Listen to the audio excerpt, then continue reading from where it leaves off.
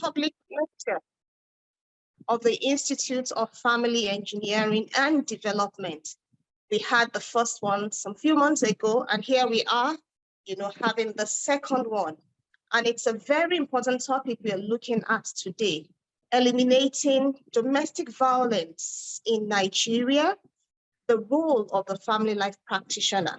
And I'd like to say welcome to everyone, those who are practitioners, those who are guests this afternoon, our guest speaker who will be coming up along the line, the panel session that we'll be having, even as the meeting unfolds. Thank you so much, everyone, for joining.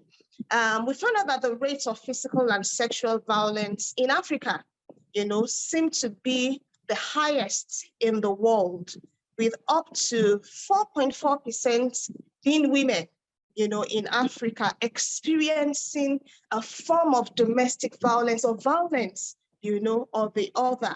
And it has become very imperative for us, to see how this can be eliminated. We know that men too also experience violence, in their own space as well. And it's very, very important that we look out for ways to eliminate domestic violence, in Africa as a whole. Like Tolani said, not just in Africa do we have domestic violence, we have it all over the world. But we are looking at Africa, today, and the role of family life practitioners. What do we have, to do? What's our role as practitioners in ensuring that domestic violence is dealt with in Africa? So that's what we'll be looking at today. And like I said, Africa happens to be the highest continent where this is happening. And we need to ensure that the rate goes down drastically, so even to, let's even say that it doesn't even, we don't even have it at all in Africa. So I just want you to relax this afternoon, even as we enjoy and as we take learnings. Let's get our pen, let's get our paper to take down notes and see where we can come in. For those of us who are family life practitioners on the call, to see where we can come in, to ensure that this is dealt with, to ensure that people experiencing domestic violence in Nigeria, in Africa, and even anywhere we find ourselves, are reduced to the barest minimum. So thank you everyone for joining once again, and I wish us a very, very refreshing time, even in this event today. Thank you. God bless. Thank you for that welcome, Mrs. Ayo Lawrence. So before we bring up our guests to take over the show this afternoon, I want one or two people who have experienced, maybe you've seen someone who is a victim of domestic violence. What was your experience? Have you come across any that you want to share with us? I have experienced one. I want to give one or two, or you're here on the call and you have experienced it personally. You want to share an experience with us before I bring up my guest this afternoon. If you have, please indicate. You could raise your hand and I'll give you access to share your story. But I have one. So there's this woman who has a store. She sells egg and all this other. Egg was what was most prominent that she was selling. I'm not sure what the problem is with her husband. They had issues at home. He came to our shop and started breaking these eggs. He broke, so that I don't exaggerate, maybe 15 or 20 crates of eggs. And a lot of people were shouting and screaming, and he was beating her while he was breaking the egg, but she was trying to stop him, and he beat her so much. And I don't know, I'm not sure who called Lagos State. Some people came around with their van, and to pick up this man. He literally almost killed her. And yet this woman was shouting, they should leave him alone. No, if they take the husband away, who will take care of the children? And my brain cannot pick it to say, this man just came to your shop. You were crying to say, oh, he doesn't even support the family with feeding. You are the one who is taking care of the children. Now, the only means of livelihood that you have, he had come to your shop to destroy all of this. They're going to take him away. And yet she was pleading to say, let him be, leave him alone. I was the one that offended him. That is why he's beating me. Now the question is, what is happening? Who raised the women who are enduring this and say, no, it's fine, let me fight this good fight of faith, rather than running for their lives? Because we've seen so many of them who stay put and they are killed. Now, what is also happening with the men? What do we think is happening? How did we raise this kind of men in our society right now? I think all of this still boils down to parenting. But then I'm going to stop here because I have someone who has raised their hand and I wouldn't want to waste any of our time this afternoon. I want Edun Eniola to share our experience. So please, you can unmute yourself, Edun Eniola. Thank you very much. Good afternoon, everyone. Good afternoon. Okay, so I'll be sharing a very personal experience. This happened to my sister, my elder sister. Okay, so she got married to a very violent person. She never knew the person was violent. And when the whole thing started, there was even at some point, I even had to confront the man. I even ganged up people to beat this man up. But eventually, at the end of the day, my sister does not have anywhere to go to. So she stayed back with the guy. At some point, I got really sad because her daughter was telling me, Auntie Annie, do you know my daddy used to beat my mommy? He tells her to kneel down and raise up her hand and you'll be beating her like a baby. And for a girl of 4 years old to be telling me that, as at that time, I was sad. I was just like, whenever she makes up her mind, she can just leave. Eventually, I was glad when she said she was going to leave. She left the marriage and this guy was all over the place. He actually went down to my mom's house to create a scene and he was calling her prostitute and all sort of a thing. So my sister felt threatened. Her life was threatened. She just wanted to leave the state she was domiciled in. She wanted to come meet me in Ekiti. So when she joined me in Ekiti, this guy still kept, he continued threatening us. He said his children, if we don't bring them back, they will die. And if they should die, he won't take it lightly with us. And along the line, my sister ended up being violated besides being domestic violence. She kept saying she wanted to leave the country with the help of a neighbor.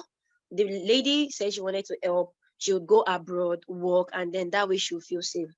Within us, we felt it was a genuine way of escape from the whole scenario. And she ended up being trafficked to Middle East, which was another experience entirely. So domestic violence in a way, I don't know. This is something that we are still trying all our best to get out of this, and the experience is not. And to think the guy now is somewhere enjoying his life, and she's still here trying to fend for her children, try to get herself out of the mess she's into. And we even try accessing help from government agencies, NGOs, and the likes, and no help is forthcoming. So I would say whosoever that is experiencing this, it is not only limited to the primary victim, because it will end up being the responsibility of everybody. It affects the child. The child will become the secondary victim. Then the family member, people that care about the actual victim, will end up becoming the secondary victim, and it will affect them mentally and physically. So I think, without taking much of our time, that's the experience I really want to share. Thank you so much, Edun, for sharing this. Thank you. Thank you. It's saddening. And that's why this afternoon we're talking about what is now the role of family life practitioner in eliminating this domestic violence. Do we even have enough practitioners? Then the ones that we have, what has been their role so far in eliminating this? Thank you so much, Edun Eniola, for sharing that with us. I'm just going to go quickly to bringing up our guests. I wouldn't want to waste anybody's time. We have a lot of activity lined up for this beautiful afternoon. So I can see that our guest is in the house. I'm just going to read a short profile of her, and then we could get started and bring her up board. Her name is Titilola Vivo Adeniyi. She's also called Merchant of Hope. She's a legal practitioner and a public administrator with over 10 years in public service, and she has served in different capacities within Lagos State government during this period. She has been instrumental in ensuring a coordinated response to sexual and gender-based violence in Lagos State. She currently serves as the pioneer coordinator of the Lagos State Domestic and Sexual Violence Response Team, a position she occupies till today. Please, with different emojis in the chat room, celebrate and appreciate with me, Mrs. Titilola Vivo Adeniyi. I know she's somewhere in the house with different emojis. Good afternoon, Ma. We're super excited to have you here with us today. Good afternoon, esteemed participants. Permit me to commend the organizers for this program. Very briefly, I'm going to be speaking about on the topic eliminating domestic violence in Africa. Since the 1990s, we've seen an increase of public attention that is paid to domestic violence in Africa. Of a truth, new pressure groups have been formed, new laws have been enacted, various policies have been formulated, and we say that new names have been given to all kinds of violence. The Lagos State Domestic and Sexual Violence Agency, where I'm privileged to serve as Executive Secretary, in the past 4 years, we've witnessed, or rather, we've attended to a total of 16,118 cases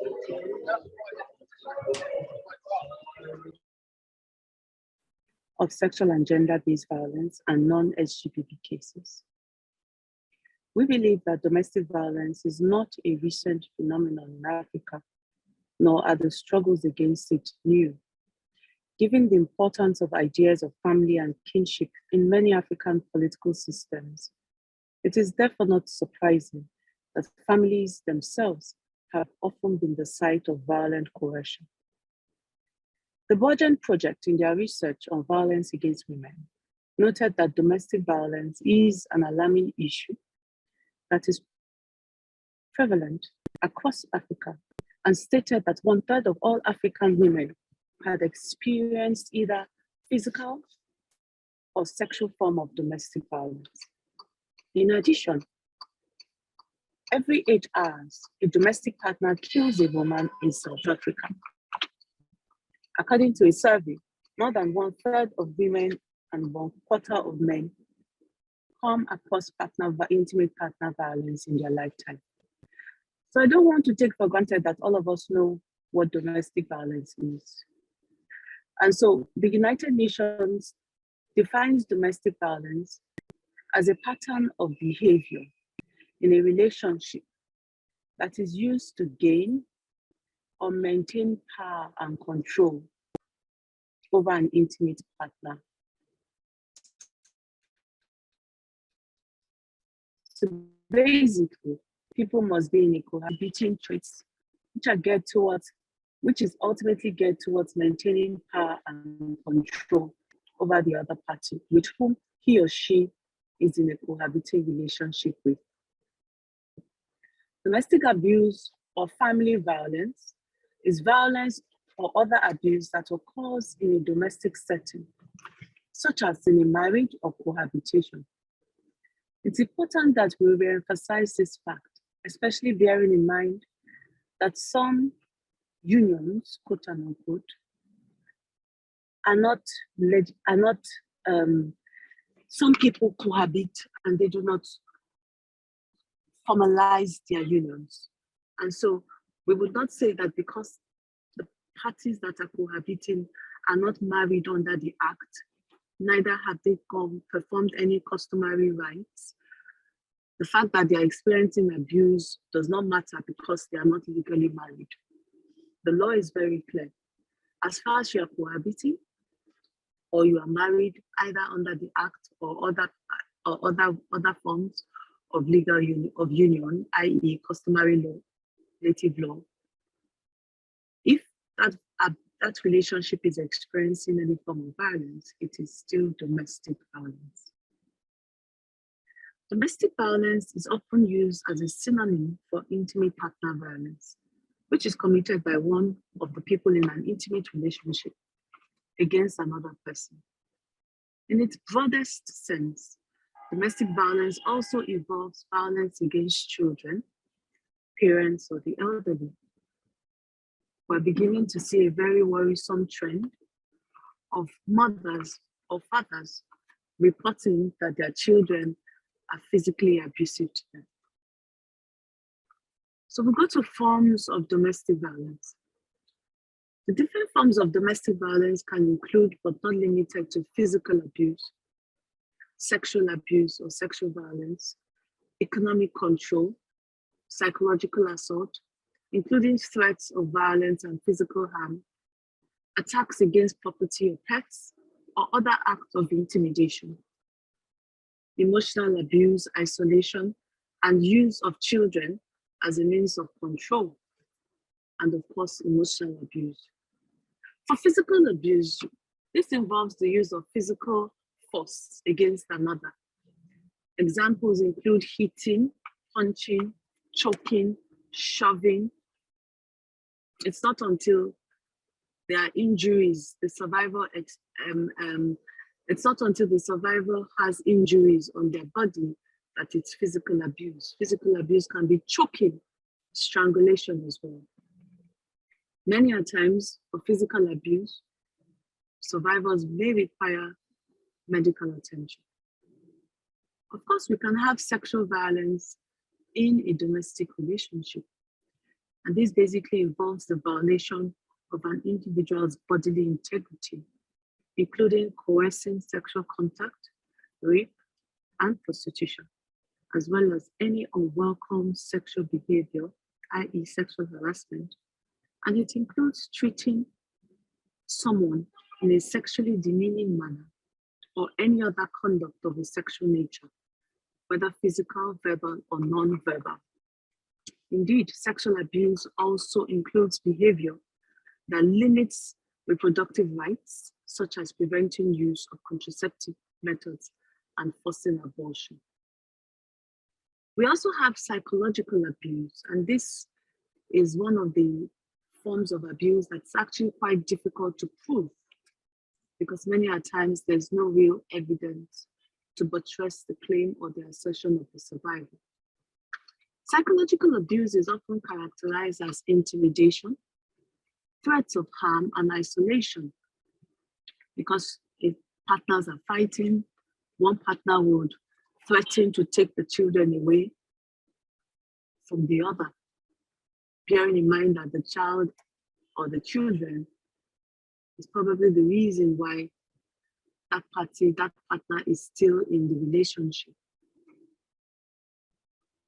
Examples include instilling fear in an intimate partner through threatening behavior, such as damaging property, constant supervision, or controlling what the victim does, who they talk to, how they dress, where they go to, etc.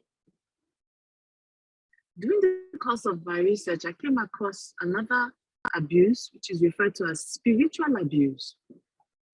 This may be included as a type of psychological abuse. It involves the misuse of spiritual or religious beliefs to manipulate or exert power and control over them.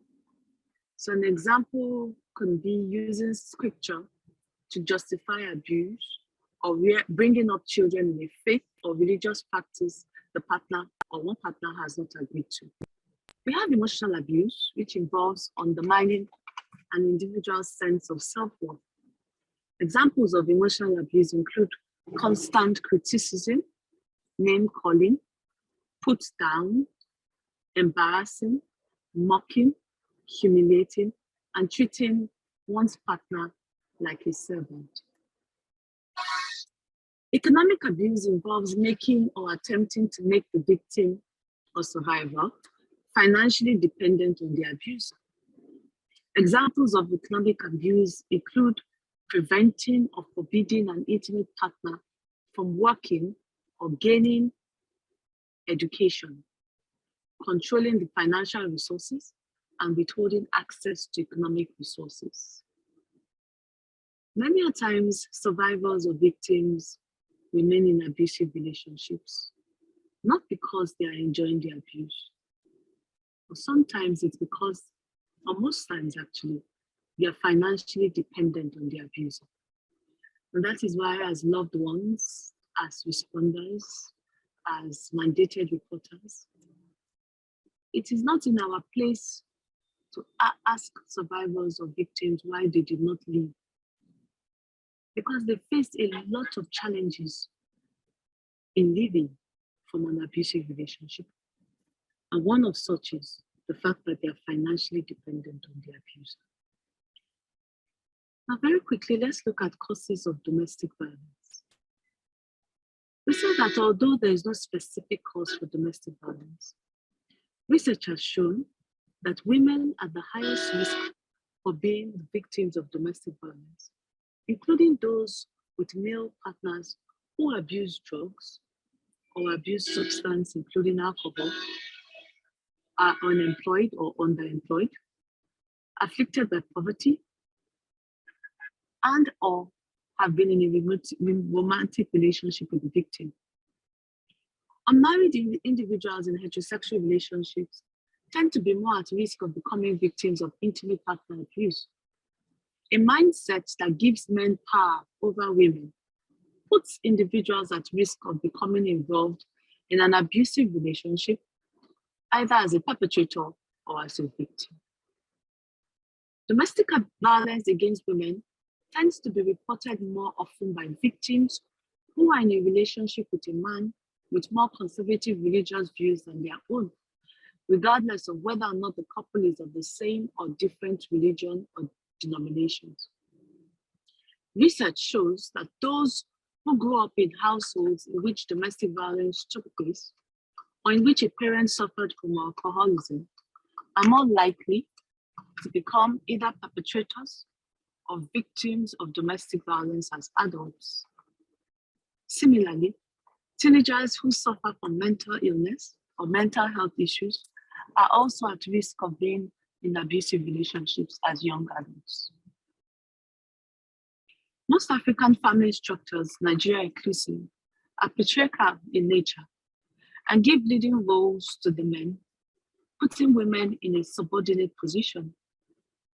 Nigeria is a multi-ethnic society with three predominant tribes of Hausa, Igbo, and Yoruba. The cultural practices of these three major ethnic groups and the remaining minority groups give women in the society a second fiddle role to play. The Nigerian traditional cultural practices embraces the belief in the inherent superiority of males over females. The customs of marriage in this society, which involves bride price and dowry, usually paid on women, promotes the values that give men proprietary rights over women and girls and encourages polygamy. Hence, the gender prejudice of structure pervades through various ethnic groups in Nigeria.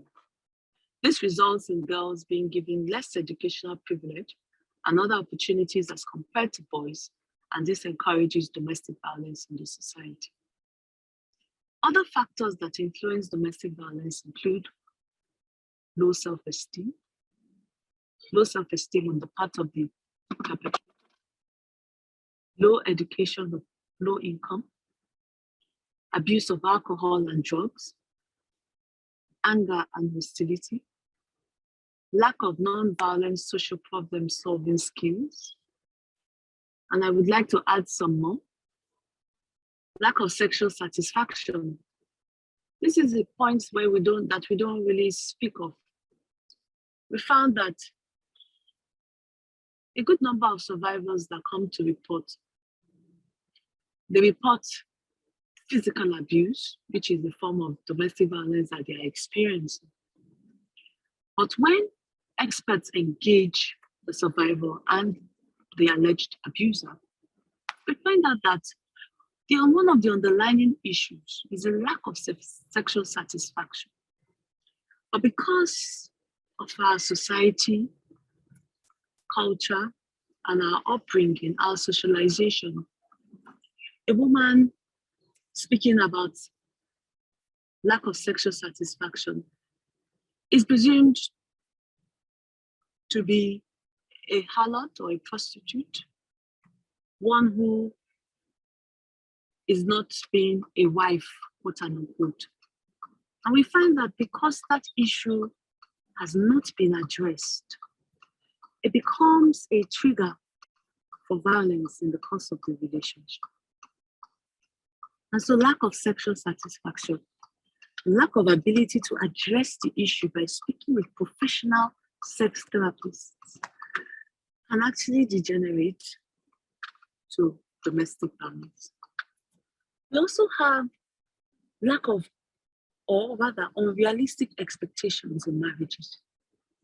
Ladies and gentlemen, you'll be amazed at the reasons why some people go into marriages for different reasons. Some reasons are so far-fetched, and when they get into the marriage, they realize that this person cannot complete them. You have to be complete yourself before you go into a marriage. We also have the economic factor. Granted, it's not a cause, but it can be a trigger when there is a lot of financial pressure on one or both of the parties. We also have a deal breaker, which is lack of effective communication between parties. We find out that people in intimate partner, parties that experience intimate partner violence or domestic violence, they are talking to each other, but they are not communicating effectively. And so this is where the role of professionals comes in to address that issue of lack of communication. Another key contributing factor is our upbringing and our socialization, where some people have been brought up in a family setting where violence is so normalized. And violence doesn't just include physical abuse. We're talking about even verbal abuse. The way they saw their father and mother speak to each other, insulting each other, physically assaulting each other. If those children do not receive psychosocial support, it is very, very likely that they would grow up to feel that that is the way to communicate in adulthood, in marriage. And so they will begin to abuse their spouse verbally, emotionally, and even physically. And that is why we talk about domestic violence being intergenerational. And that is why we talk about breaking the cycle of abuse. And it is only when we break the cycle of abuse that we can prevent it from happening to the next generation. This brings me to the main gist of why we're here today, eliminating domestic violence in Africa. We believe that for violence in Africa, we need to look at this from a preventive and a responsive lens. Many times we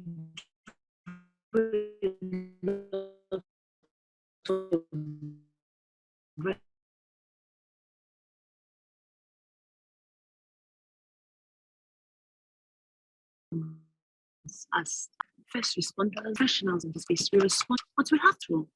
Education is impacting knowledge to various various stakeholders, and stakeholders here means everybody in the society, to the children, to the youth, to the adults, and leveraging on existing institutions in society. And so, if we are going to prevent, if we are going to eliminate violence, it is important that we embark on critical programming, scientific programming, and have messages that are appropriate to our targeted audience. For instance, the Domestic and Sexual Violence Agency, we've been able to develop different programs for different stakeholders, for children, for teenagers, for the youth. We leverage on the education institutions in the state, where we engage children timelessly on their rights, their rules. We speak to them about grooming. We speak to them about body safety. We speak to them about what to do in the unfortunate instance that this occurs. Recently, we launched our King's Club and Queen's Club initiative, which is, we've developed a curriculum on these issues: sexual and reproductive rights and health, gender-based violence, dismantling patriarchy, transitioning from boy to man or woman to girl, girl to woman. This is being taught in secondary schools. We believe this is one of the key ways of institutionalizing a sustainable program to prevent domestic and sexual violence in our state. It is also important that we leverage on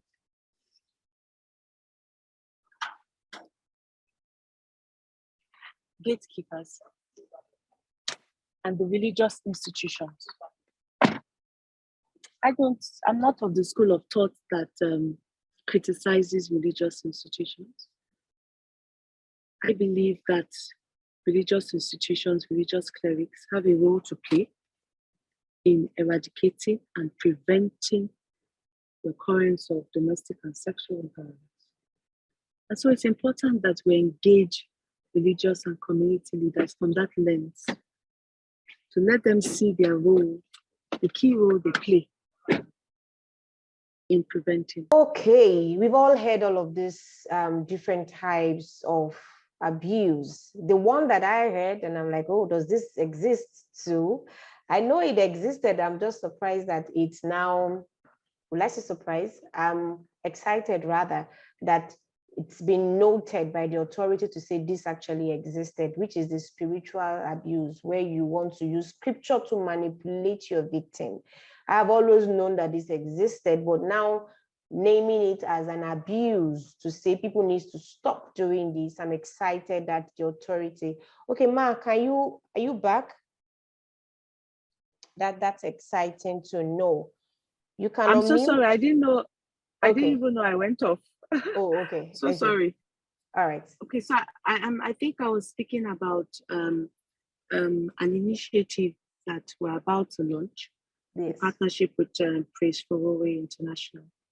And we've entered into an agreement with the Federal Ministry of Interior and Lagos State Government, with a view to introducing a curriculum which will be taught to intending couples. We envisage a situation where intending couples will be mandated to, they would have, there's a mandatory course on domestic violence, which will be taken or given by the marriage registrars at the marriage registries. We believe that many a times survivors or victims of domestic violence, they see the signs, they saw the red flags, but because they were not empowered with information, they did not really know what to do after they saw those red flags. And so we're hoping, hopefully by August, we'll be able to roll out this curriculum. We envisage a situation where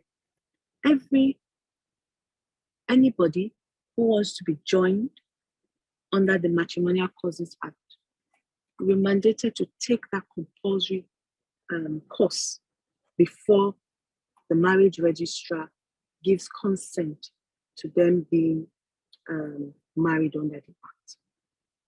We believe that this is one of the ways we can prevent or eliminate domestic violence. We are also mainstreaming response to GBV into the public health sector.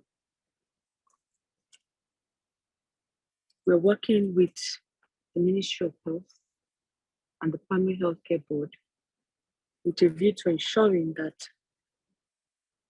indicators are included in the public health sector to provide services to survivors of domestic violence, either when they come for routine tests or they are receiving antenatal or postnatal care.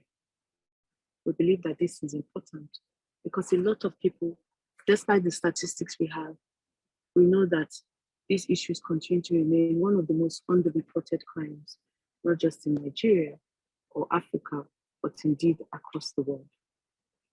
So as I wrap up, we look at the important role of trained professionals in responding to domestic and sexual violence.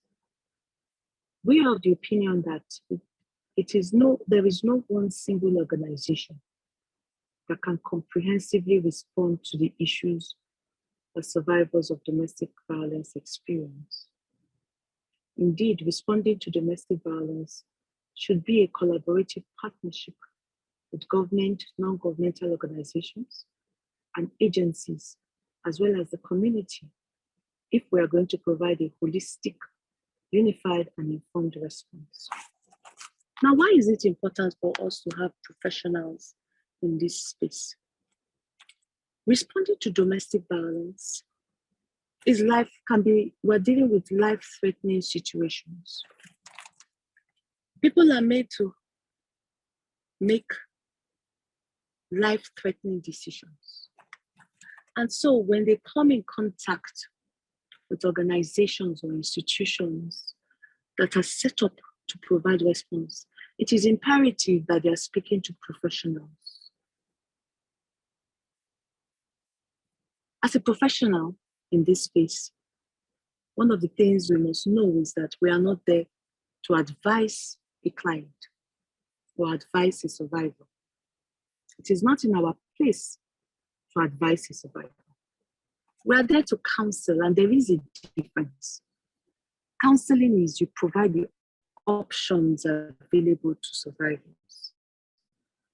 You let them know the pros and cons for each option, and you empower them with information to take the decision that they would own and want it.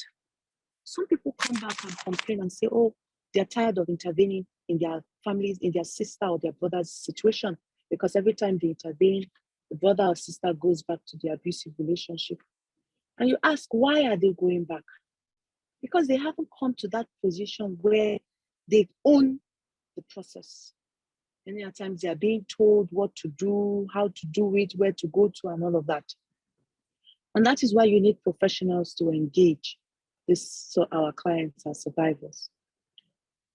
Family life engineers, psychosocial, clinical psychologists, lawyers, social workers, health workers, members of the police force need to be professional in their dealings and interaction with survivors. Based on what we do, we have to be guided by client self-determination. A survivor must be part of the process. We have to realize that part of what domestic and sexual violence does is to erode or remove the power of choice. And when a survivor comes to you, they are not coming to you for you to tell them what to do. Part of what you're doing is to empower them with the opportunity to make choices. Of course, there is a caveat. When a person keeps coming, reporting domestic violence, today, black eye, tomorrow, broken limb, you are not going to say that, oh, the survivor is saying mediation, so we must do that. No, As government, we have a responsibility to ensure protection of lives and property. And if we feel, based on our professional opinion, that mediation cannot be deployed again in this particular instance, government has a duty to escalate appropriately. And it's important to note that the law actually allows us to do this, not just even the law that is applicable in Lagos, but indeed in Nigeria at the federal level, the Violence Against Persons Prohibition Act 2015. It allows us to apply for what is called a restraining order, even without the consent of the survivor. And so as I wrap up, I think one of the key responders is the police. And many a times, the police serves as the first responder. In the first responder, there is a heavy role on the first responder to ensure that the survivor continues with the process. The survivor does not get discouraged, or the survivor is not further traumatized. And that is why it is important for us to have designated police stations that will comprise of designated police officers who will be trained to investigate and respond in a professional manner to survivors that present at the police stations. As I wrap up, I think there is an opportunity for us, not just in Lagos or Nigeria, but in Africa, to realize that we are in dangerous times. We are literally sitting on a keg of gunpowder, because domestic violence is not a respecter of age, class, or creed. And it can happen to anybody. So yes, I think we all have a duty to ensure that when survivors summon courage to report, because it takes a lot of courage for a survivor of domestic violence to report, where the survivor is reporting to a professional who has capacity and competence to address the issue and provide solutions per time. Thank you so much for listening. Thank you. Thank you so much, Ma, for that beautiful presentation. I've gotten one or two things from there. I now know that the government is aware of the fact that spiritual abuse really exists, and also to note that every child who is being groomed in a home that is abusive would either grow up to be one themselves or be victims. I'm just going to call Mr. Praise Fowowe right now to take over as we go into the panel session. Mr. Praise, over to you, sir. Thank you very much, Motolani Falatbi, for handing over to me. Okay. Thank you everyone for joining us. This is Praise Fowowe live from Maryland, USA. Thank you very much, my sister Titilola, for that incisive and very, very deep session. I love the fact that now spiritual abuse is being added to the classification of sexual abuse and sexual dissatisfaction as well. I think that will go a long way because consistently we've had cases like that and you don't really know where to place them. Okay, so my job is very simple. I'm just going to be engaging our panelists. So we will have about 3 of them. So if you have any question you want to ask Mrs. Titilola, please kindly put it in the chat box or you send it privately to me. But joining on the panel with her will be Mrs. Chidinma Nwobi. Chidinma Nwobi is the Director of Studies of the Institute of Family Engineering and Development. And also I have Mrs. Princess Olufemi Kayode as well, who is also joining the panel. Then, of course, we have our guest lecturer, Mrs. Titi Lola Vavor. Thank you very much for joining us. Like I said, if you have questions, please pass it directly to me and I'll take them up. I'll start with Mrs. Titi Lola because I know she's on the way road and I don't want to keep her waiting unnecessarily. Okay, Titi Lola, now, I mean, I know what Lagos State is doing. I mean, why we selected you actually because if you look at Nigeria, I'm not sure no one has done the depth of work you've done as a government official, but how well do other states measure? I mean, Lagos is just one out of 36 states. And so what is the plan? Is there a plan to spread what Lagos is doing and the model to other states of the Federation? Because I'm worried if this happens, you know, I know that Lagos has zero tolerance. If it happens in Benue, if it happens in Maiduguri, Borno, you know, what's the plan? Because we cannot eliminate domestic violence in Nigeria by eliminating it in Lagos alone. Someone can abuse someone and run from Lagos to Maiduguri or Sokoto or something like that. Is there a plan in place to maybe make you Minister of Women Affairs or something, or Family Affairs, so that this can actually spread across the country?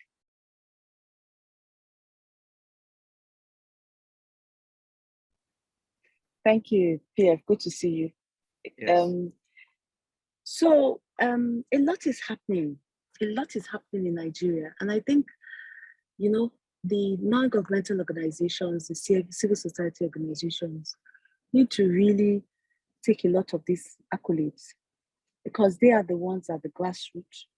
They are the ones, you know, ensuring that this movement does not die, and they are holding government accountable. It's part of our social contract. This is the way we can keep our commitment to social contract by ensuring that the most vulnerable in our society, including women and girls and men, you know, are able to live a life free from all forms of violence. So we have the VAP Act, the Violence Against Persons Prohibition Act, which was enacted by the National Assembly in 2015, you know, and all the states are encouraged to replicate same in their states. I believe that at the last count, we have over, I think, 30 states of the country that have adopted or replicated the VAP in their own state. And the beauty of the VAP is that in the VAP, there is a committee. Some states say gender-based violence committee, you know, but the essence is to have a multidisciplinary approach. I think that is where we need to get it right. There is no one ministry or agency that can appropriately respond to these issues. And how we started as Domestic and Sexual Violence Response Team, comprising different ministries, government, non-governmental, media, and all of that. We've now metamorphosed into a full-fledged agency, you know, just demonstrating the Lagos State's political will to eradicate this menace. And I know that some other states have, well, not other states, there's one state, I believe it's Oyo State, that has an agency set up similar to ours, Domestic and Sexual Violence. But other states, once you have the VAP, you have the GBV committee, which comprises different agencies that come together, synergize, respond collectively to the various needs of survivors. And I think, you know, a lot is happening that perhaps some people are not aware of. And, you know, that's why information is really critical. A lot of states have GBV committees. A lot of states have the VAP law, you know, that is the impetus of which they go about doing what they're doing. I think for me, personally, if we are going to see a complete elimination of domestic violence in Nigeria, we need to see 100% political will. Majority of what we've been able to achieve in Lagos is because of political will.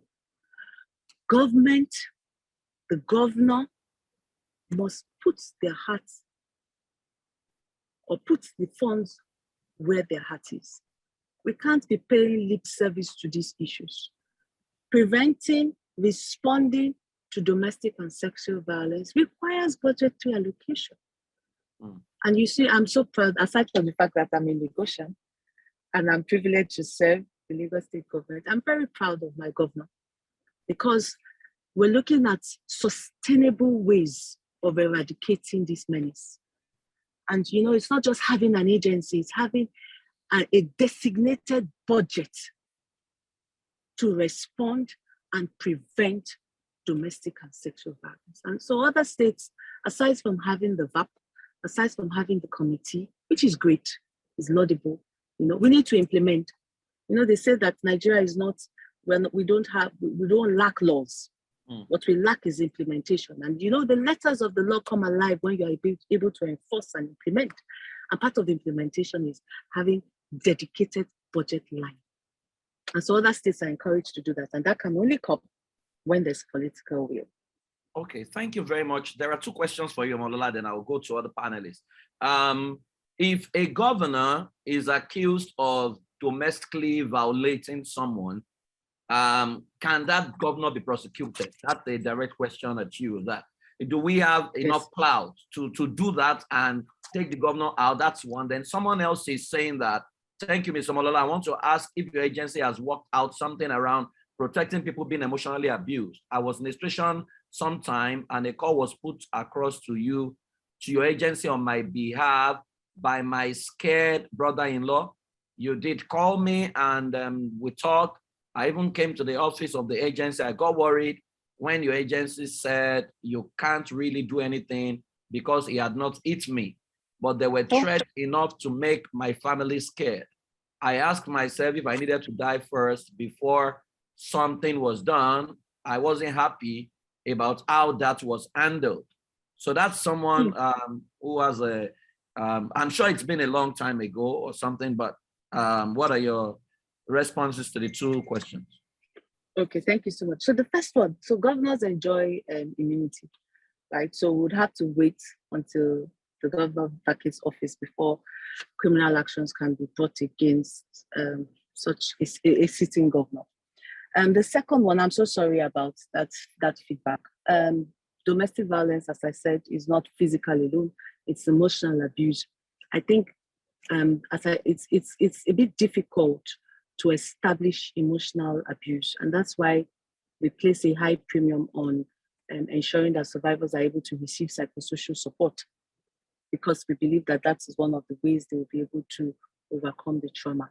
I don't know this case, and I'm hoping that perhaps if I get the person's details, I can speak with him or her to understand what was reported and prefer options that are available.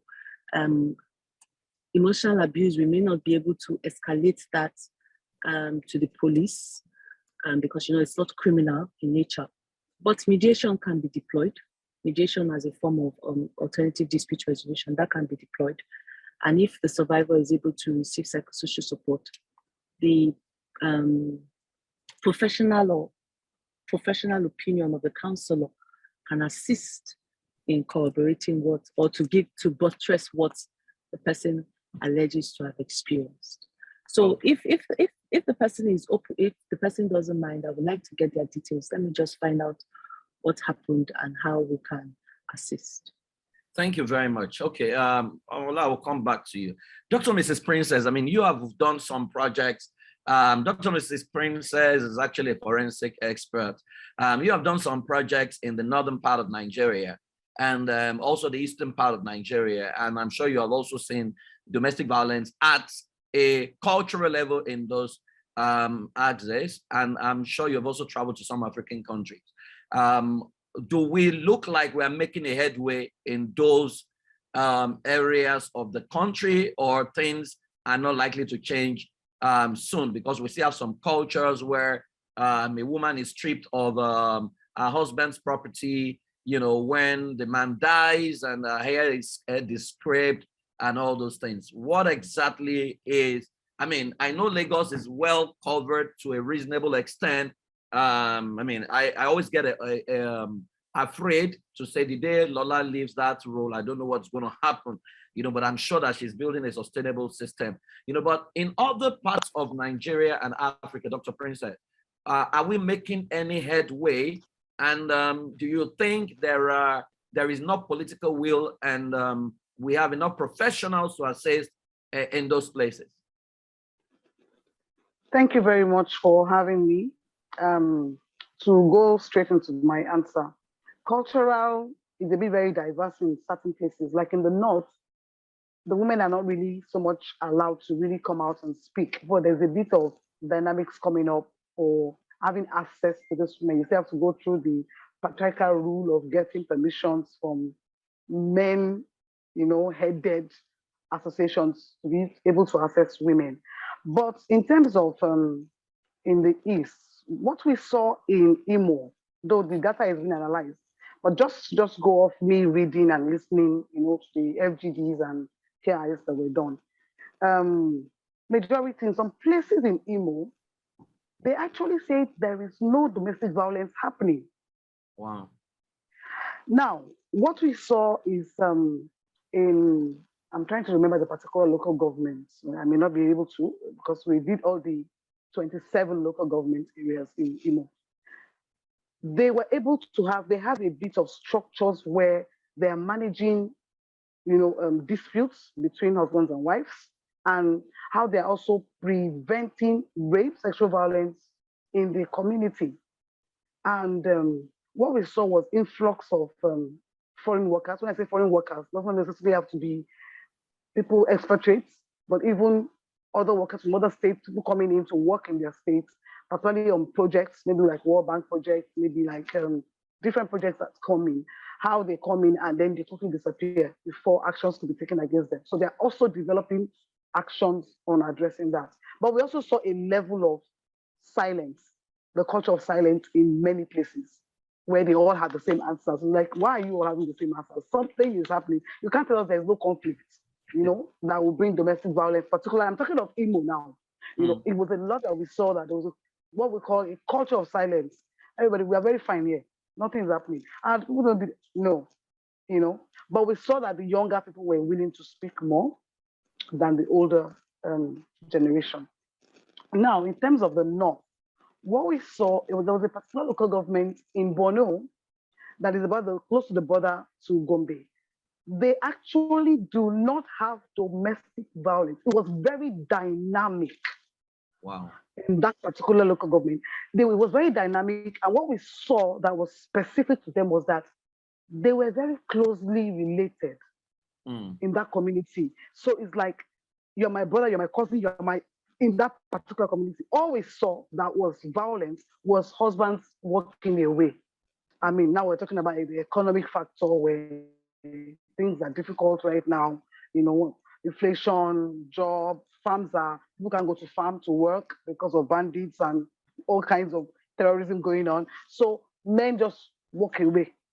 There was no rape, there was no beating in that particular local government area. Wow. In Borno State. If I even, while talking, I'll try and get that particular local government. It was very dynamic that we saw in that community. But apart from others, there were rape. They talked about rape. They talked about people coming across, when people go to farm, people who are selling, sellers, that young girls were selling, there is getting pregnant for expatriates and they leave them and they go and then so you have lots of cases like that. And battery was not so much. Of course, there's still what we in the South call child marriage, which up north in some areas it is not to them child marriage. And so even in our FGD, we had to accommodate some married, what we will call, where I'm going at by the culture and belief, cultural aspect, they don't see it as child marriage. They don't see it as, so we had those kind of women, now we call them women, their wives in the LGD for a particular age range of women. Yes. So we saw that think we saw that in Zamfara. We saw that in Borno, yeah, we were in Gombe. I'm not sure about Kano, but we did see. I just had to walk away. Oh my It's God. their place. You have to respect. You can't go in and start telling people something is not right when it is their own. I can Yeah. imagine. Thank you very much, So we man. saw that. Okay, I'll come back to you, Dr. Princess Dima. I mean, we're talking about eliminating domestic violence in Africa, the role of family life professionals. Now, there is always a misconception, you know, in some countries that it's only psychologists who can handle these cases. We don't have the ratio of a psychologist to a patient in Africa generally is very, very low. Some would say psychiatrists, you know, but now you have a lot of family life professionals, you know, and some of the psychologists or psychiatrists will tell you, oh, we don't need any knowledge of family science. You know, you as someone who is well versed, traveled, taken all kinds of certifications across the globe, what should be the role? Because again, instead of collaborating, there seems to be this fight of, you know, we can't go to school for 7 years and some people go to school for 3 months. And I mean, what should be the role, you know, of family life professionals? And it's family science, a different body of knowledge from the conventional thing that people are used to. And why do people actually need to understand how to professionally handle some of these cases? And are there tools to prevent or to identify? I mean, by the way, before Dima speaks, kudos to Titilola again. They are the first state in Lagos State that have sent all their psychosocial workers to get certified. In fact, I think they are in class at the moment. Thank you for all you do, Titilola. Dima, over to you.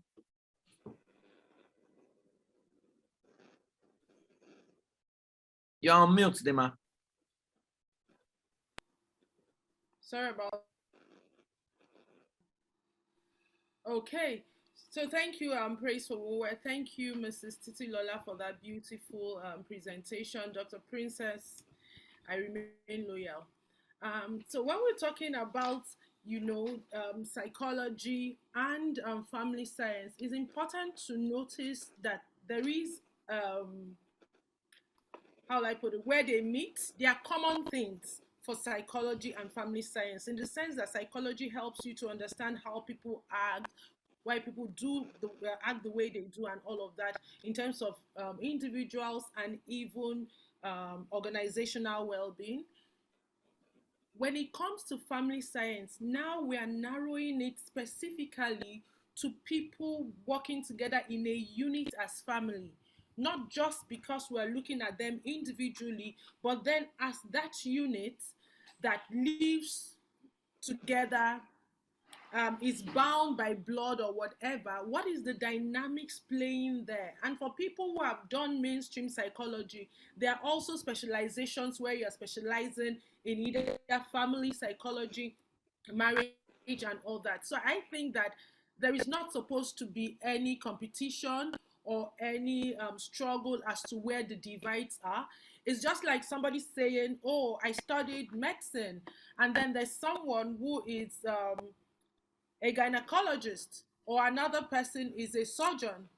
It just shows that you may have general knowledge of how the body works by studying science, but then somebody has taken time out to study what it takes about the reproductive system of a woman. And so a gynecologist is best suited to deal with cases regarding female body and reproduction. Not that the person who studied medicine does not have a general overview. So we're talking specialization here, and we're talking dealing specifically with dynamics of family life, which is where the distinction between mainstream psychology and then narrowing it down to the unit of family. And like you said, when we started the institute, we wanted to see if there was an institute, a university that was offering family science in Africa. And interestingly, we couldn't find any.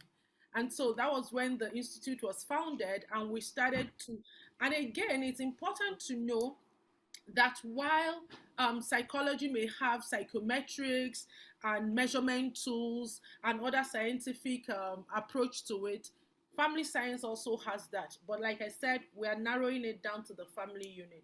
So in the institute, we started to do research, mainly by interviewing people who have been in marriages, also integrating psychometric tools that can help us understand the dynamics of people in a family unit. And that was how family systems engineering approach was bettered. And so far, we have trained over 800 practitioners in that approach.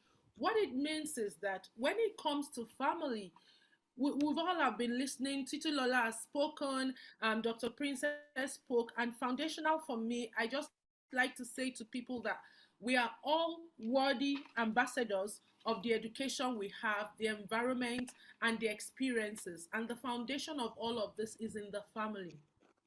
So we can't talk domestic violence, elimination, prevention, response without getting the conversation back to where it all started, which is the family.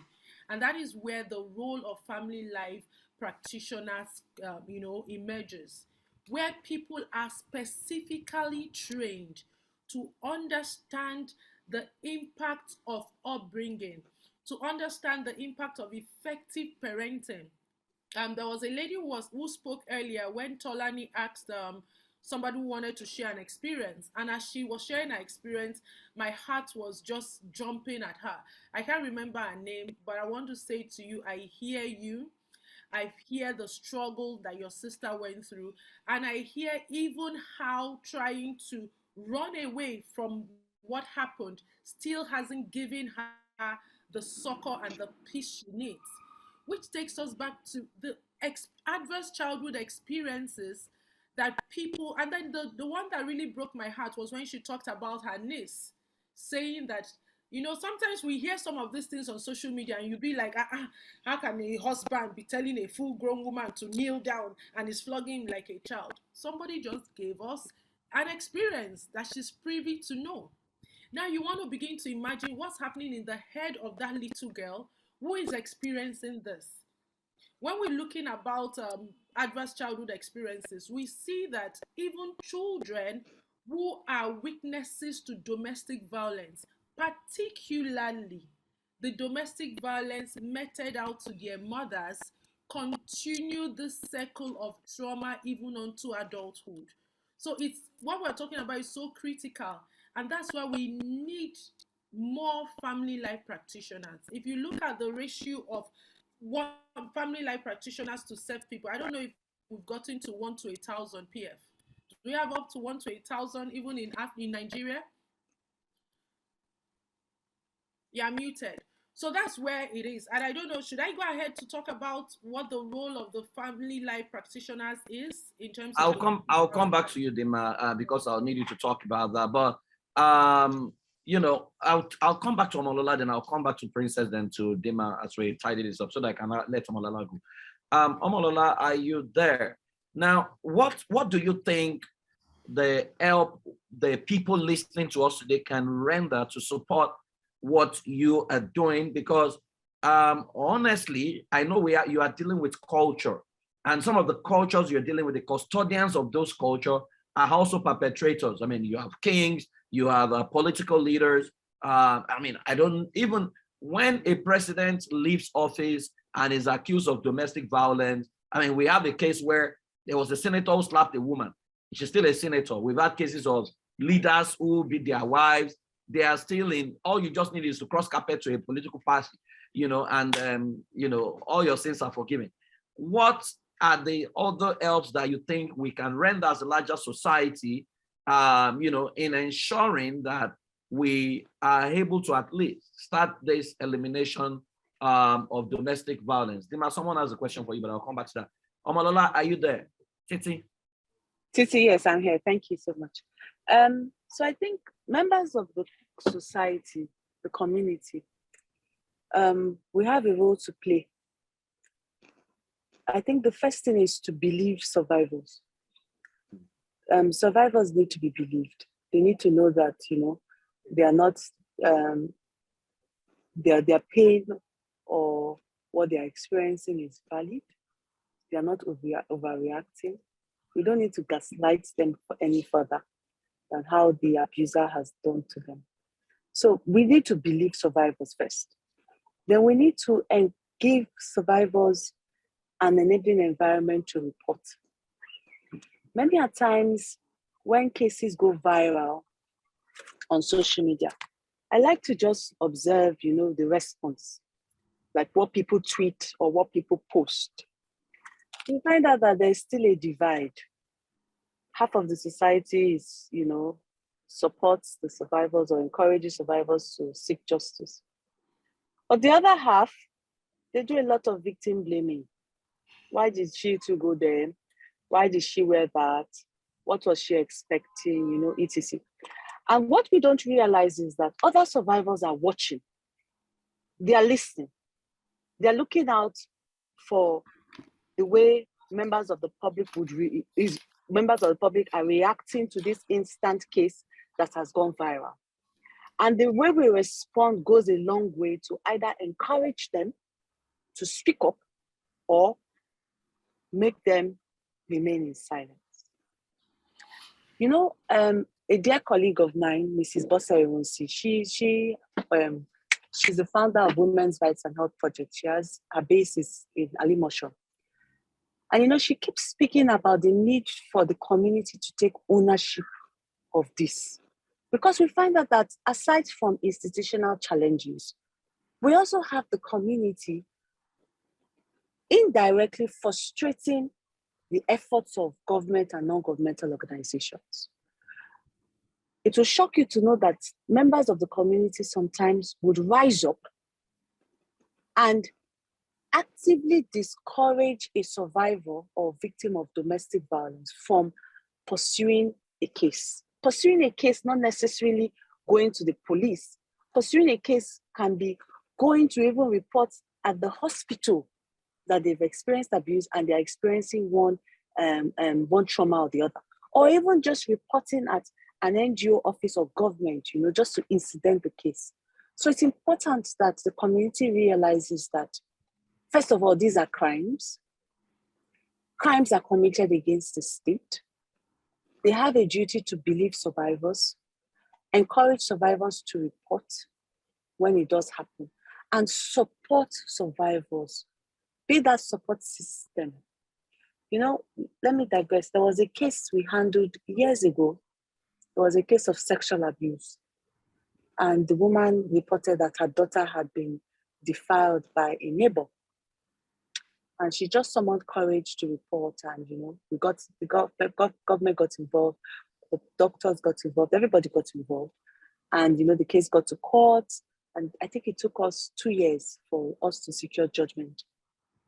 You won't believe that after we secured judgment in that case, the CDC and the CDA, so the Community Development Council and the Community Development Association, ganged up against the woman, and they were saying to her that they had told her not to report this case. Do you know they cut her power supply, cut the water supply, and were basically telling her to leave the environment, that she cannot remain there if the son of the soil was in Kirikiri.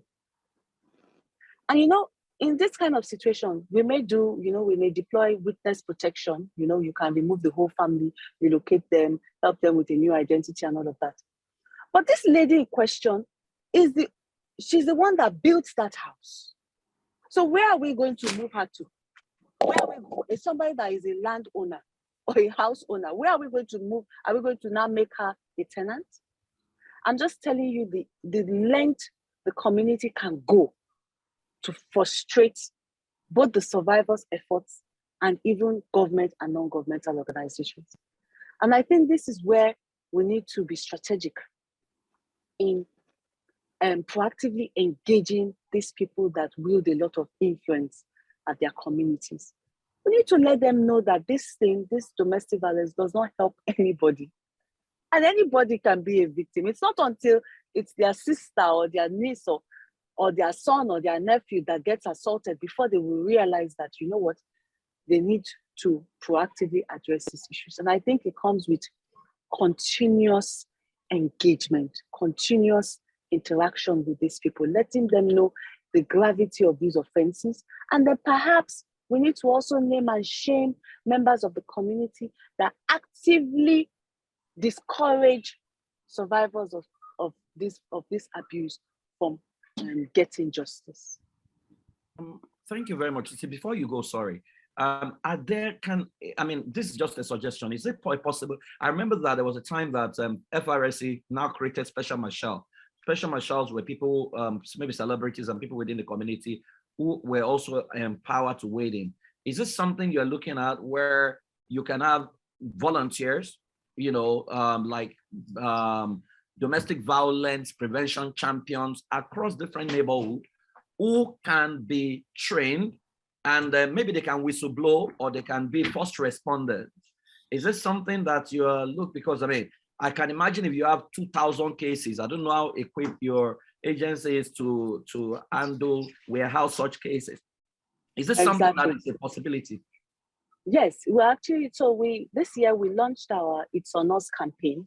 So we're going to local governments. We've been to 8 local governments. We hope to cover the remaining 12 local governments at the end of this year. But aside from engaging these critical stakeholders, we're establishing focal teams in each local government, which would comprise these key stakeholders. So these community development association people, a religious cleric, key people in the community, people that are people of influence that can make or mar these cases. So in fact, we're embarking on the second training for them. We started yesterday and today. And so the idea is at the end of the year, by God's grace, we would have focal teams in each of the 20 local governments who will probably serve as first responders, because at the moment, even before our intervention, these people are already receiving these cases. People are reporting cases to them, but perhaps they are not escalating appropriately. So we believe that that's one of the ways that we can get the community to take ownership of this and, reverse this ugly tide of the community being an obstruction of justice. Thank you very much, Titular. Thank you very much. We really appreciate it. Okay, Dr. Princess, I'll come to you, then I'll come to Dima, then we'll tidy this up. Dr. Princess, you have a specialized skill. Your specialized skill is not so common in Nigeria. That's forensic analysis, which I think can help many of the cases, especially domestic sexual violence cases. I remember that one of the cases I think is not being talked about is the role the coppers who go to serve in villages play, with respect to what they do to schoolgirls. In fact, I know that when we're serving, there were some states we had where the coppers would say that the girls are bush allowance. That's what they were calling them, because federal government is not paying them well. So the girls are their bush allowance. So they molest some of these girls, impregnate some of these girls, and then they leave. What is the plan to maybe have more people trained on your specialized skill, and how can people reach you, especially people who want to do forensic, analysis of cases, because the more of your type we have, the better it is to combat some of these things, because it's a specialized skill that even a lot of the police system does not have. Okay, to dive into your answer, but I quickly wanted to add something to what, that was why I raised my hands. Yes, ma'am. As regards to the issue of first responders in the community, I'm sure Ola is aware, Pogeta has in close to either 12 or 13 local governments have trained community, what they call community surveillance teams. And it comprises of some of the people she's talking about. And I believe it's something that they need to be aware so that we don't waste resources on duplicating efforts and taking advantage of what's already existing. WATSI also has some kind of surveillance team in some other local governments. So going with what they are also doing, I think is something that there needs to be some synergy in that. This surveillance team are doing great works already. I'm sure she's aware of that too. They're doing so. It's like tapping into what other NGOs have received funding for and have trained. I think it's a huge synergy to take advantage of, so we do not keep, we're repeating things and we're wasting resources on that, so we can focus on local governments that don't have at all and put attention on them while integrating these other people into the system. I think it's worth it because they're doing excellently. And even I met them in Sokoto. I mean, they are doing awesome work. And I've been a part of even training them in Lagos. So they're doing refresher training for them. These things are happening. At the last training, yes, thanks for like saying yes. The Domestic and Sexual Violence Agency sent a rep. We were there together and it was really very interesting. So I believe it, so we can save money. As for my work, I'm a forensic interviewer, and that strictly works with children. I've already, what would you call it, expanded my knowledge and skill and training and certification into other forensic areas. That is like analyzing a crime scene and doing some things. But we do have people in Nigeria doing that already. I have Dr. Avery, and what we see is we have another organization in Lagos that has also trained their forensic interviewers. I was part of training them, and I think they've extended even training more. That's Shishiya Foundation, which has to do with children and vulnerable people. And that is also including women now, because I've updated myself. And so it's bringing in vulnerable people and also bringing in children with disability.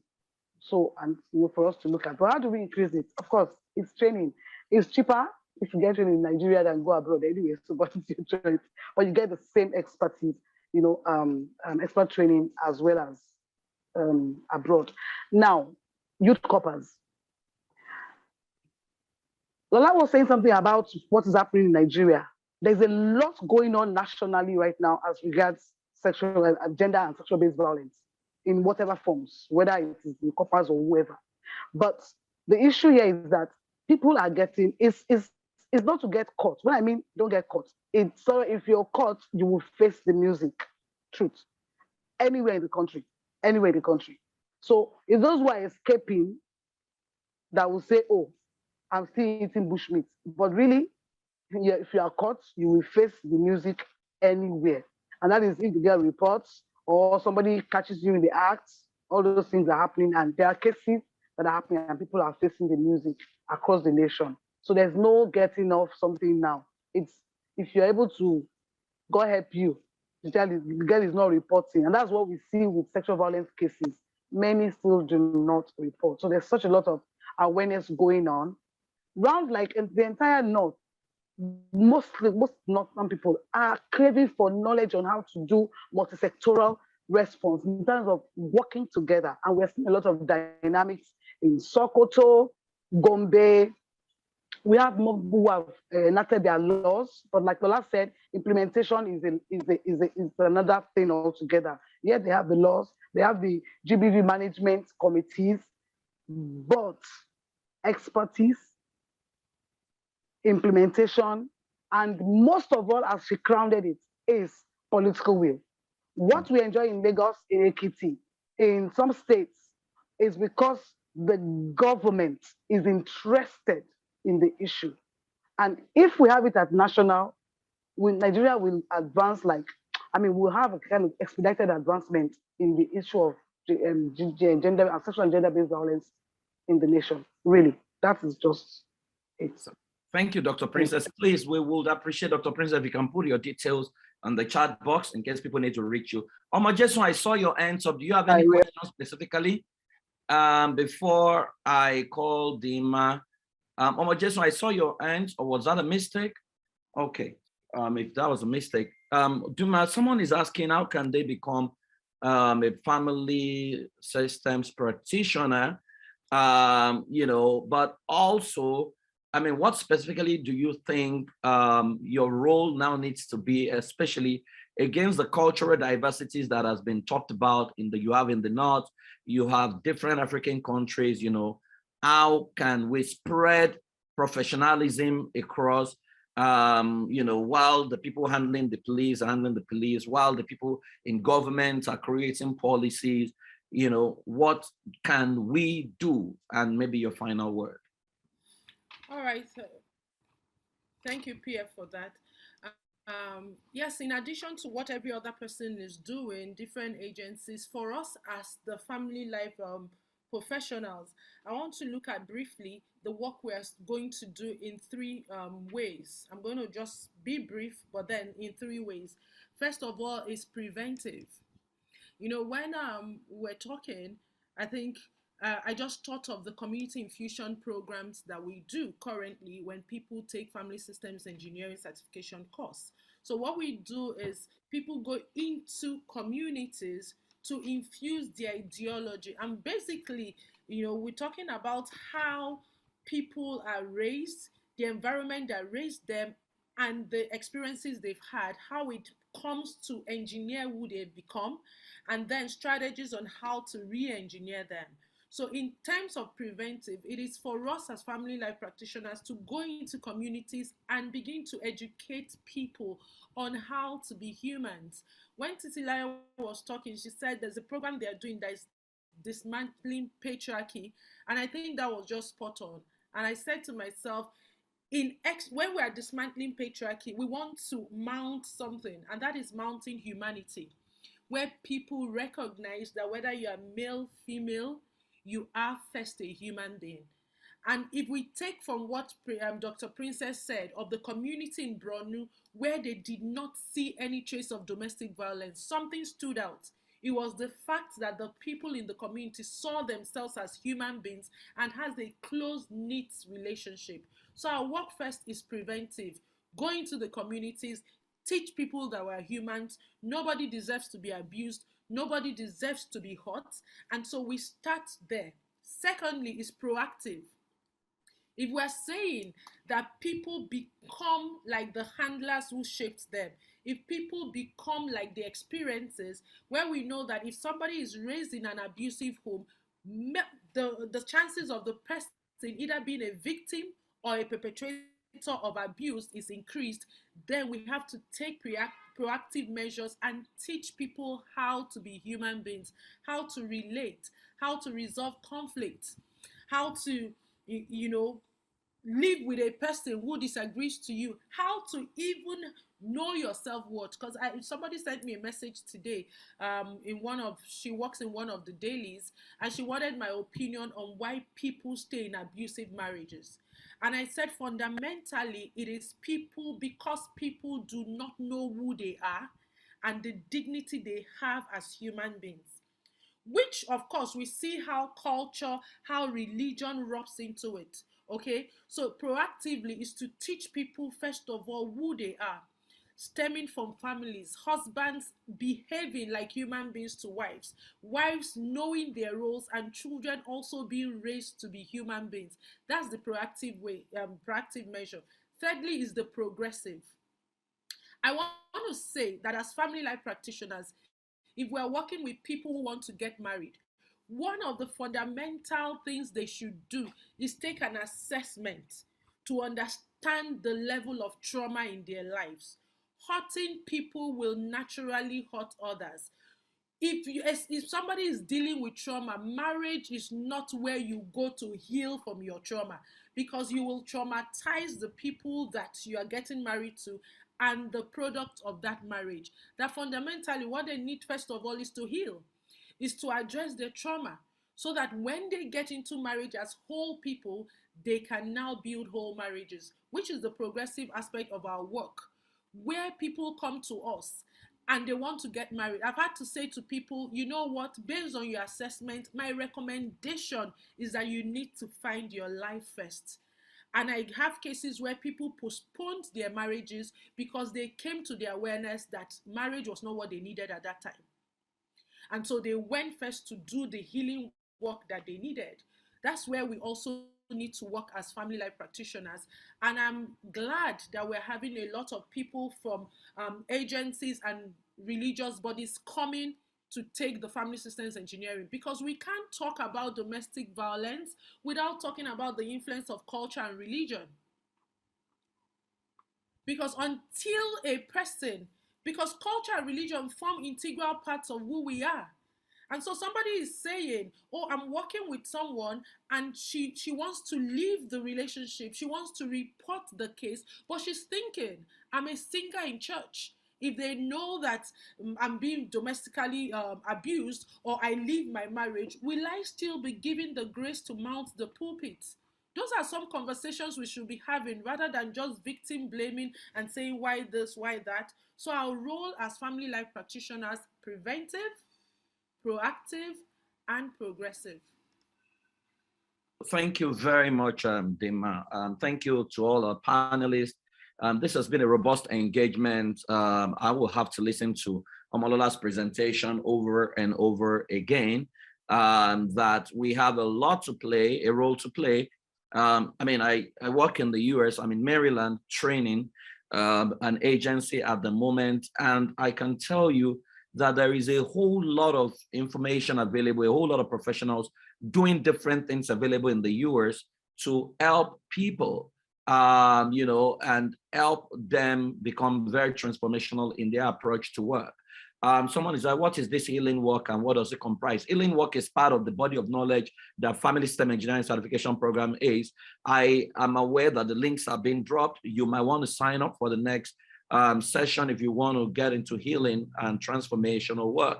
You can reach out to Domestic Violence and Prevention Team of Lagos State as well. The links have been displayed, and you can reach out to Dr. Princess as well if you need some forensic training as well. Well, I want to thank everyone, and I'm going to hand over to Motolani right now, that we all have a role to play, and the more professionals we have, the more we can help Africa. Africa is way, way, way behind in many, many things, you know, but we have to give kudos to Omolola and the rest of the people who have done incredible work, the NGOs, the civil societies. But I believe that we are on that journey. It will look like we are not winning, but a new culture is emerging. The culture of the Sorosoke generation, and I'm so excited about them. So thank you, everyone. Motolani, over to you, you know, as we tidy up this meeting today. Thank you very much. I sign out from here. Thank you so much. Across Africa, Oh my there God, seems to be super a gap. amazing. And the gap has been the fact that when people have family life issues, they do not know where to go as a family life therapist. In 19 years of working with various families, one of the biggest problems I found is the problem of parenting. Simply because an average parent does not understand the script that it requires to raise a whiskey or a global icon. Some single people will say to you that marriage is a necessary evil, so they will want to venture into it. So people are looking for solutions, looking for answers to their family problems. And when people talk about their marriages, where do they get advices from? What are the templates that people use in navigating their lives?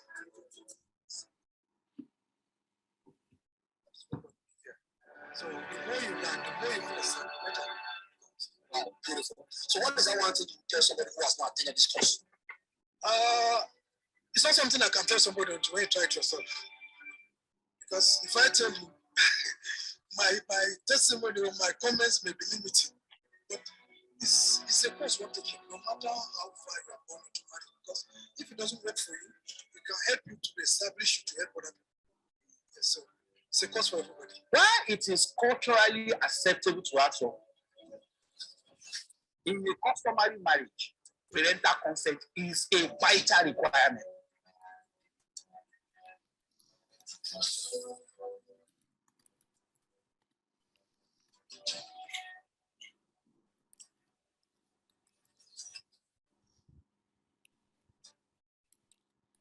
In response to this loophole, the women and his team came up with this robust curriculum.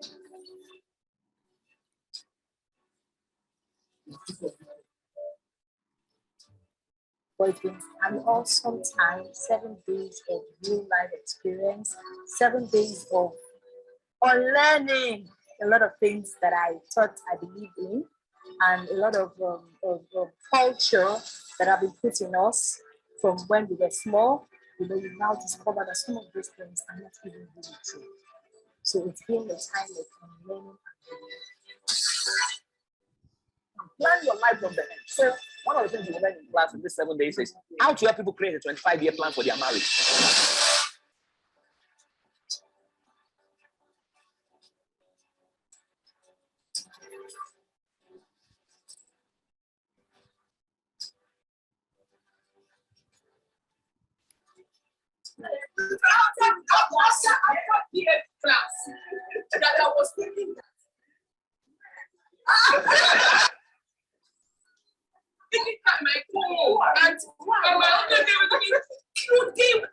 The past 7 days has been very exciting, very insightful, has been mind-blowing. I am Chris Howell, Premier Trainer, Family Systems Engineering Program. We are all changers, we are global heroes, we rise!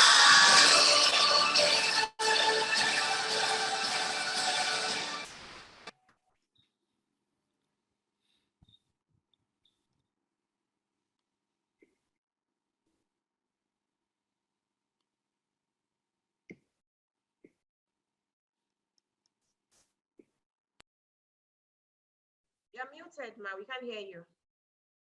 Mrs. Dima. Okay, thank you everyone, and we want to deeply appreciate everyone who has stayed up to this end.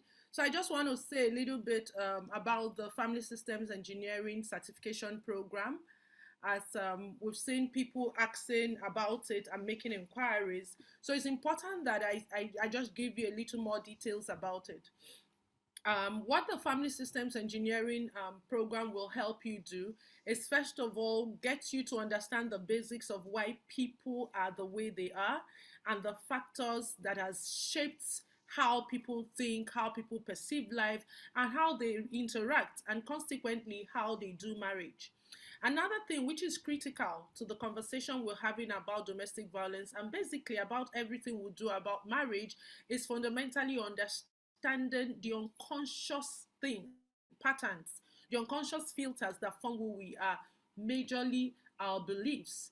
And then how do we elicit this, and how do we now use what we know to create the kind of lives that we want? So this course, again, we talk about the different marital formations that people play. Ultimately, the course will help you to guide people to build the ideal dream nation with the different essentials that makes up for a whole marriage, and how you can do that effectively. Okay, so for those who have indicated interest, the program is run virtually, because somebody just sent me a message and said, oh, I'm not in Nigeria, but I'm interested. You can participate in the program from anywhere around the globe, because the program is run virtually. So if you're listening to me and you're interested, you want to click on that link that is being displayed. And the beauty about FSC is that we believe that we are all one humanity. And because of the robustness of the course, you will have a dedicated mentor attached to you and your group when you're taking the training. So we're not just going to train you and leave you. You have a dedicated syndicate mentor attached to you who would help you to master the tools, to master the approach, and to quickly go into your environment and the world to begin to practice. So that's what the course is. I'm led to know that the course currently would runs for 12 weeks virtually, but then you have access to the learning portals, and you meet with your facilitators every Friday to review the modules for that week. Currently, the training is selling at 400,000 Naira, right? And for this event, for those who are here in the public lecture and you're saying, I want to become an ambassador also of Family Systems that would go and help to eliminate not only domestic violence, but to help families be whole and live the authentic true self, we're giving a 50% discount only applicable for today, please. So if that interests you, you can click there, register for the next stream that will be starting up in July. No, this is July. The next stream is starting up in August. And so you get your 50% discount if you register today, and that is $350. And to take on that discount, Tolani, please correct me if I'm wrong, you can register your interest to enjoy the 350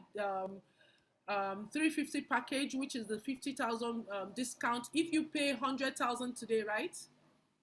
Okay, so you can take advantage of the 50,000 naira discount, get the course at 350, but you have to make a commitment of 100,000 today.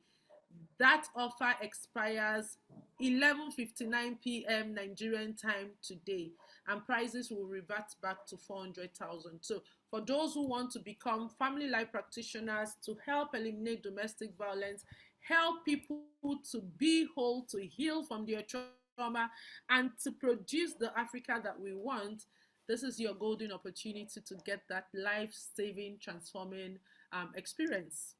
Over to you, Tolani. All right. Thank you so much, Ma, for that beautiful explanation about what family systems engineering is about and how people can participate. I would employ everyone who is here. We've all heard what Mrs. Titi talked about, what Mr. Prince talked about, what Dr. Princess talked about, and everything we've been talking about today. To be a practitioner, just make use of the links that is available to you and enjoy this discount today. All right, I'm sure we don't have any questions. Do we have any question that we have not answered? I want to believe that we've answered all your questions. This has been an amazing one for us today. Thank you to the speaker, Mrs. Titi Lola. Thank you to Mr. Praise who handled the session, the panel session, and thank you to our panelists, Mrs. Dima Nwobi and Dr. Princess. Thank you so much for everyone who's joined us today. If you want to reach out to us, the admin will drop a number you can reach out to us on. If you have any question that you want to ask us maybe privately, or you want to connect with any of these panelists, we would ensure that you're able to reach out to them. You can reach out to us through the number that will be dropped in the chat room. Thank you once again to everyone who was joining. This is where we call it a day. Many thanks. Fatima, thank you for joining. And if you have registered, people are asking to say, would I get the recording of this session? Yes, you will get the recording if you have registered for this public lecture. If you have registered, yes, you're going to get the replay link. But if you have not, you can go to our YouTube page and you'll be able to also listen to the recording. Thank you once again for everyone who's joining, and let's all have a beautiful evening. Do not forget that you have till 11:59 today to enjoy the discount. We're going to drop the link one more time. If you want to make a one-time payment, you get to pay $350. But to be able to enjoy that, to enjoy this discount for being in this class today, we're going to drop the link for the 100,000 naira that you need to make that payment today to be able to enjoy that discount. That link has just been dropped one more time. And you can always reach out to us also on that